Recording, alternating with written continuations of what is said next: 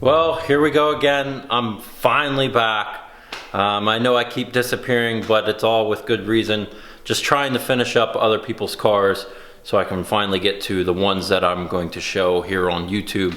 I don't usually show customer cars or any cars that I've sold the shells for and doing them for other people. I usually don't show those cars here on the channel just because it's someone else's car, and I don't like to do that part unless they ask me to. But I don't bring it up unless they want to. So the reason why I'm finally back is the car behind me. I'm back on the Boss 302. Starting this week and the next couple weeks, I'm going to be going between my Boss 302 and the pink car. So gonna get the pink car all done. I'm pretty far ahead in it, which I'll show you in another video. I have the drive line in, most of the interior in, undercoated the backs of the fenders and stuff like that, so they're ready to go on. So I'm really far on that car, which I didn't get a lot of that on video, just trying to get those things done, just because both of these cars I would like to have sold in this year. So I'm trying to hustle to get them done. Trying to hustle on this shell here so I can get it painted and get this back together. I have a ton of parts, which I'll show you here in this video. If you're new to this channel, it's a 70 Boss 302. It is a real Boss 302. It was originally yellow with the black interior, and I'm going to be keeping it the yellow with the black interior. It's going to look mostly stock, but there's going to be a lot of custom things done to this car. It's getting a Coyote T56 6-speed. Lots of cool stuff. There'll be a lot of subtle changes that you'll be able to see here, and I'm going to try and capture as much as is possible, especially in the sheet metal process. But just to catch you up to where I am at, I have the Mustang Staffier kit welded into the torque boxes, the gussets, and that Mustang Staffier kit is a full subframe. It ties subframe connectors tied into the rear rails, which are all welded in place back to the rear rails. I can't talk today. And I also did bolt in the rear frame brackets that hold the suspension on the back, which is also from Mustang Staffier, which I will be welding that in the end, but I just wanted to bolt it in place until I get my quarters and everything aligned in the back before I really weld that in structurally. So lots of work was done to the car. I replaced the B-pillars. I epoxy primed all of this back inner structure that I'm saving. The wheelhouses are going because I'm mini tubbing it. I'm keeping this panel, replacing the roof, replacing the drip rail channels, which I was contemplating on shaving them, but I'm leaning towards keeping them actually, just to keep that original look to it on that aspect. And just to show you some of the parts I have, well, this isn't necessarily a part, but this is the main thing for making my parts. I got a couple sheets of steel. I'm using 16 and 14 gauge and also 18 on some of the stuff. A lot of the panels that you'll see me make is going to be 16 gauge just because it's a little bit stronger than what they're using from the factory, which is around 18. So a lot of my pieces I'm going to make out of that, like my apron panels and anything that's custom to account for the body drop that I did on it. Yes, so I also did a 1-inch body drop, about 1 1/8 inch actually. So I'm gonna have to cut these drop-offs off. I'm gonna remake them, drop them down that 1 1/8 to account for that body drop. Same thing with the taillight panel. Anywhere where I gotta do that, I gotta make those panels to extend them to account for that drop. And we'll go over on this side. Here's just a bunch of the pieces I have sitting over here in the garage so I can just go to town on it. Valances, spoiler, all the suspension pieces. We got control arms wrapped up here. And all that stuff's bare steel because I'm going to powder coat it in the end. There are Mustang Staffier inner wheel tubs. I'm going to be using stock outers, which are over there.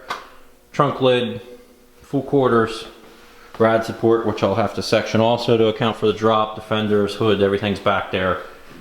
So I have everything sitting around ready to go, and I'm just gonna start getting to it here in the next upcoming weeks.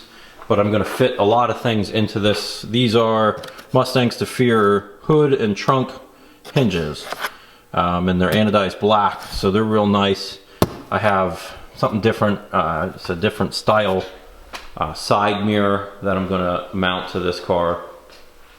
So what I'm going to do now is jump over into the other garage where I have some of the parts laid out, and I'll show you some of those pieces here. But all this stuff is going to get fitted. Driveline, I'm going to probably run a lot of the wiring, set everything up so I can make brackets, get everything all in place before I actually then take it apart and send it to paint. Just so I'm doing all the extra work now to save after it's painted, which in my opinion is always a good idea. So let's jump over to the other garage and check out some of the other pieces. So I'm in the other garage. Here's some of the main pieces that I have.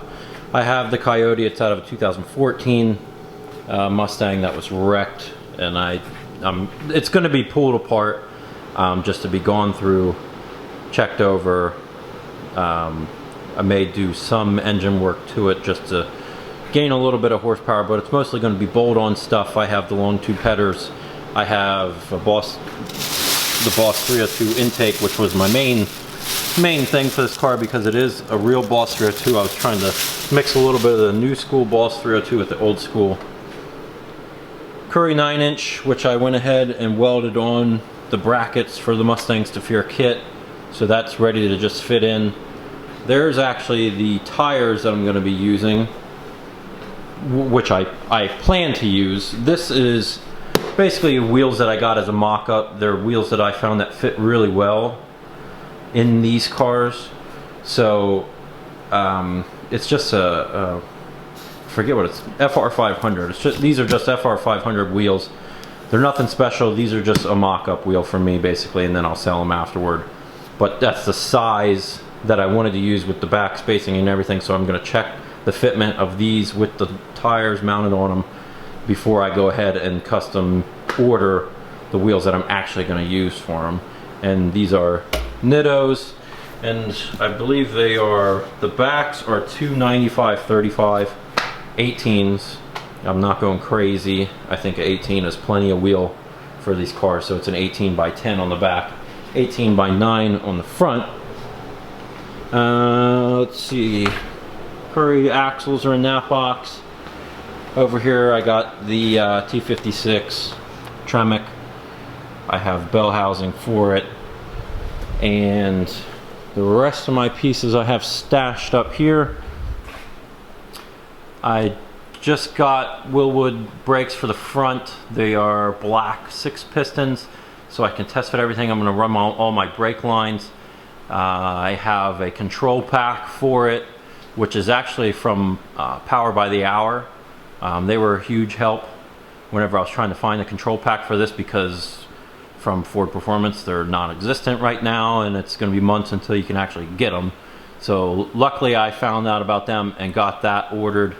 Painless wire harness, fuel tank, fuel lines, fuel pump, everything almost that I could put it in the car and run it, which is my goal, to just run everything so I can run fuel lines, brake lines, make clamps, drill all my holes, lay everything out the way that I want it to be, so send it to paint.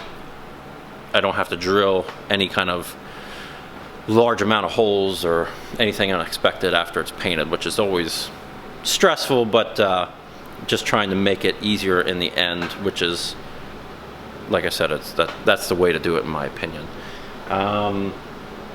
That's about it. Once we get into the car, I'll bring those boxes down and show you exactly what the pieces are that I'm using, but I'm excited to finally be back on it. I'm at the point where I got everything done as far as customer cars. There's some going to paint, so I got a couple months here to knock this stuff out solely on my things. I'm not doing any other jobs, so sorry, but people are waiting. I'm not taking on any new jobs. I'm trying to get my stuff done this year, along with a couple other cars that I have to get done this year. So stick around, the videos are coming back. Sorry again for disappearing, just trying to get everything done, because this is my full-time job and I'm the only person that works here, so I gotta do everything, which is, to me, the way I like to do it. But like I said, the pink car videos will be back too.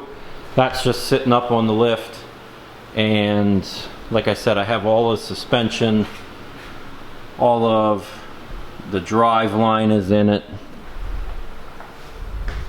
Engine, transmission, everything's all sitting in.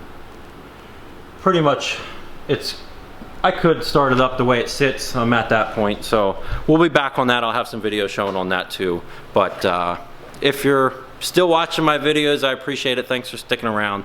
I'll start cranking them out again here, and thanks for watching. Don't forget to subscribe if you're not, and I'll see you in the next video.